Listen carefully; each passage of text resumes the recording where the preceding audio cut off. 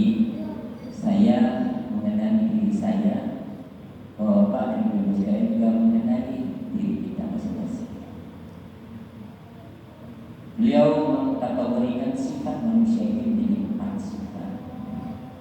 Pertama, kata beliau dalam kitab Al-Ihya itu adalah sifatun al-bainiyah.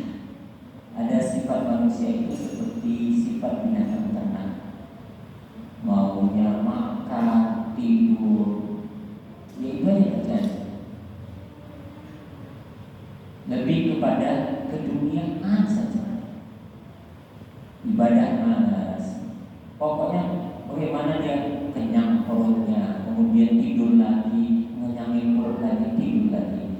Ini sifat yang dari sifat binatang ternak yang masih ada dan masih ada manusia yang mengikuti sifat-sifat ini. Yang kedua adalah sifat as-sifatul asyima, sifat seperti binatang buas, ingin menguasai, pokoknya apa-apa dia yang lebih. Jadi orang hebat, jadi orang pandai, jadi orang yang nomor 1. Dan dia tidak boleh dikalahkan. Itu sifat binatang buas, karena merasa dialah yang paling di antara yang lainnya. Ini sifat ini juga masih dipunyai oleh manusia. Dan yang ketiga adalah sifatun syaitan, sifatnya syaitan. Sifat syaitan itu adalah sifat yang penuh dengan kesombongan. Pada saat Allah perintahkan kepada syaitan untuk sujud kepada Nabi Adam, maka syaitan berkata, Ana khairun, saya itu lebih baik daripada Adam. Khalaqtani min nar wa khalaqtahu min tin. Saya ini diciptakan dari api, sedangkan Adam diciptakan dari tanah. Ini sifat kesombongan, dan ini pun masih dimiliki oleh manusia. Dan yang ketiga adalah sifatun malaikah, sifatnya para malaikat. Sifatnya para malaikat ini bisa kita lihat di dalam surah At-Tahrim ayat ke-7. Pada saat Allah Subhanahu wa taala berfirman tentang ya ayyuhalladzina amanu qu anfusakum wa ahlikum nar wa quduhan nas wal hijarah 'alaiha malaikatun ghiladun sidadun la ya'suna Allah ma amarahum wa yaf'aluna ma yu'marun. Setan itu tidak pernah malaikat itu tidak pernah ingkar sedikit pun kepada Allah Subhanahu wa taala. Ini sifatnya para malaikat. Dan ini pun ada yang memiliki sifat ini antara manusia. Maka kata Imam Al-Ghazali dalam kitab Al-Ihya, tinggal seperti apa manusia itu, ayu syai'in anta. Coba kenali diri kita. Apakah kita termasuk sifat al-bainiyah seperti sifat hewan ternak, atau sifatun asyma seperti sifat binatang buas, atau sifatun syaitan, sifat seperti syaitan yang sombong, atau sifatun malaikah, ataukah sifat kita seperti sifat malaikat yang selalu tunduk kepada aturan-aturan Allah Subhanahu wa taala. Jemaah sekalian, insyaallah dirahmati oleh Allah Subhanahu wa taala. Maka di dalam Al-Quran surat Al-A'raf ayat 179, Allah Subhanahu wa taala ingatkan kepada kita, orang-orang manusia baik golongan jin dan manusia, maka syaratnya adalah orang yang banyak mendiami nerakanya Allah Subhanahu wa taala, penghuni nerakanya Allah Subhanahu wa taala adalah golongan jin dan manusia. Nah, sifat-sifat yang tadi itulah yang mengantarkan mereka menjadi penghuni nerakanya Allah Subhanahu wa taala. Kata Allah Subhanahu wa taala dalam firman-Nya di surat Al-A'raf ayat 109 ini, A'udzu billahi minasyaitonir rajim. Laqad dzara'na li jahannama katsiran minal jinni wal ins. Sungguh telah kami jadikan isi neraka jahanam itu katsiran minal jinni wal ins. Banyak dari golongan jin dan golongan manusia. Nah, sifat-sifat yang seperti ini yang diadakan oleh Allah, sifat manusia dan sifat jin ini juga ada dalam 4 sifat tadi. Siapa mereka yang penghuni yang mendiami neraka Jahannam yang paling banyak dari golongan manusia dan jin itu? Pertama adalah kata Allah, lahum qulubun la yafqahuna biha. Mereka diberikan oleh Allah Subhanahu wa taala hati nurani, tetapi hati nurani tidak dipergunakan untuk selalu mendekatkan dirinya kepada Allah Subhanahu wa taala. Jadi bagaimana hati kita? Kenali hati kita. Bagaimana perilaku, perbuatan dan perkataan kita? Kenali. Karena yang paham tentang diri kita adalah kita sendiri. Ibaratnya kita berkaca, ibaratnya kita bercermin, maka yang kita lihat bukan orang lain, bukan apa-apa, tapi diri kita lah yang kita lihat sendiri. Maka orang-orang yang menjaga hatinya dari hal-hal yang tidak terkoneksi kepada Allah Subhanahu wa taala, maka bisa jadi mereka itu punya sifat seperti sifatnya syaitan, seperti sifatnya binatang buas, seperti sifatnya binatang ternak. Yang kedua, walahum a'yunun la yubsiruna biha.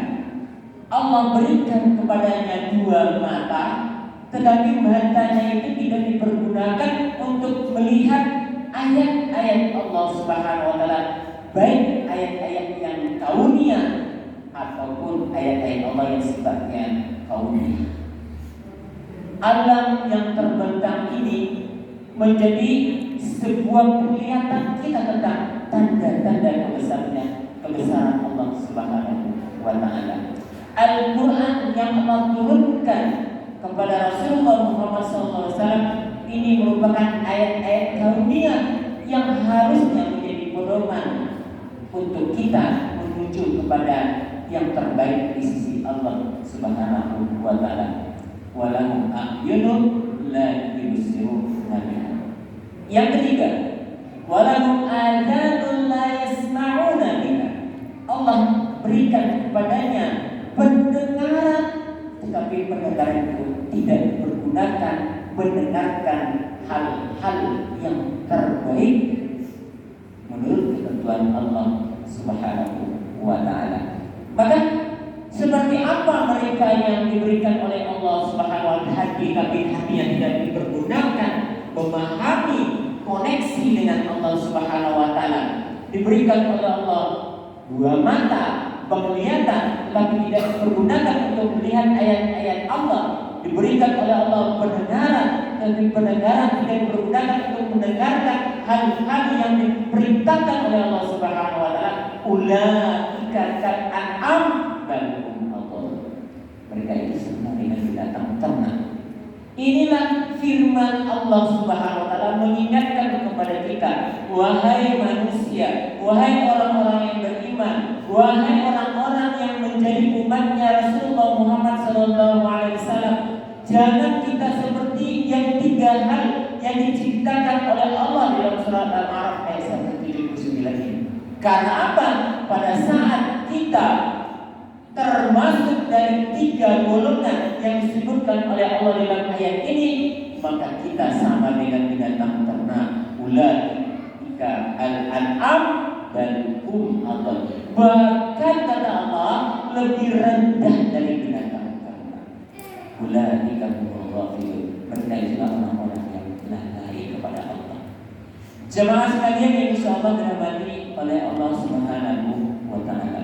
Maka dari hal-hal sifat yang disebutkan oleh Al-Imam Ghazali dalam kitab Al-Ihya Ulumuddin, ini menjadi sebuah pelajaran buat kita bahwa kalau kita ingin mendapatkan yang terbaik di sisi Allah, kalau kita tidak menginginkan diri kita termasuk orang-orang yang mendiami nerakanya Allah Subhanahu wa taala, maka jauhi jauhi sifat-sifat seperti sifat binatang ternak tadi, jauhi sifat-sifat seperti sifat binatang buas tadi, jauhi sifat-sifat seperti sifatnya asyaitoniyah. Karena pada saat kita termasuk atau satu saja ada dalam diri kita sifat-sifat seperti apa yang diceritakan oleh Al-Imam Ghazali tadi, maka bisa jadi kita bagian daripada orang-orang yang mendiami neraka jahannamnya Allah Subhanahu wa Ta'ala. Mari kita belajar. Inilah Ramadan, inilah bulan puasa, bulan yang memberikan kepada kita sebuah pemahaman bahwa kita diatur oleh Allah dan Rasulnya di bulan ini.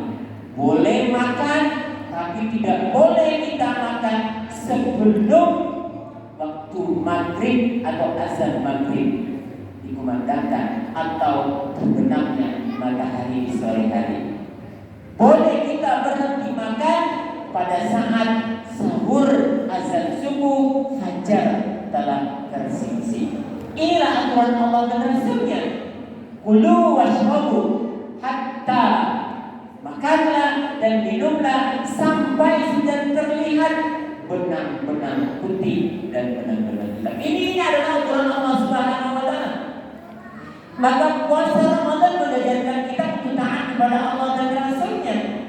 Kita disebut dengan al-imsak, menahan dari hal-hal yang tidak diperkenankan oleh Allah dan Rasulnya. Menahan diri dari amarah, menahan diri dari memuji orang, menahan diri dari makan, menahan diri dari minum, menahan diri dari hal-hal yang tidak diperbolehkan oleh Allah di siang hari. Maka inilah aturan-aturan Allah dan Rasulnya. Apabila kita melanggarnya, maka batallah puasa kita. Batallah puasa kita. Maka kalau kita sudah batal puasa kita, maka rugi kita dan tidak mungkin tergantikan puasa yang batal itu selama hidup kita diberikan oleh Allah Subhanahu wa Ta'ala. Jemaah sekalian yang insyaallah dirahmati oleh Allah Subhanahu wa Ta'ala, maka di bulan Ramadan itu kita menjadi santri Ramadan. Pondok pesantren Ramadan ini ingin menghasilkan orang-orang yang berada di dalamnya menjadi orang-orang yang bertakwa, orang-orang yang takut, orang-orang yang takut kepada Allah, orang-orang yang selalu menjalankan perintah Allah.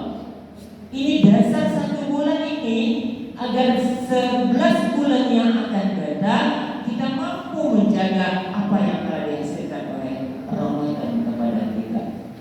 Kalau di bulan Ramadan ini kita diajarkan oleh Allah Subhanahu wa Ta'ala untuk bersilaturahmi secara sosial, saling membantu, saling kita menjaga diri kita dari hal-hal yang tidak baik pada sesama kita, pada siapapun. Maka di luar bulan Ramadan pun kita harus bisa seperti ini. Kalau di bulan Ramadan kita dianjurkan untuk memperbanyak ibadah, terutama ibadah sunnah, maka di bulan Ramadan pun kita harus bisa melakukan hal-hal tersebut. Inilah yang disebut dengan orang yang berhasil di bulan Ramadan. Jemaah sekalian yang insyaallah dirahmati oleh Allah Subhanahu wa Ta'ala, maka mari kita perbanyak doa. Karena di bulan Ramadan ini doa adalah doa yang paling distajabah oleh Allah Subhanahu wa Ta'ala. Mustajabah doa kita. Maka harusnya kita memperbanyak doa. Allahumma inna nas'aluka huda, ya Allah, berikan kami petunjuk ya Allah, al-huda wa tuqa wa al-afafa wal ghina, berikan kepada kami ketakwaan, kecukupan dan kekayaan. Semoga Allah Subhanahu wa Ta'ala memperkenankan dan menjawab doa-doa kita. Waktu berbuka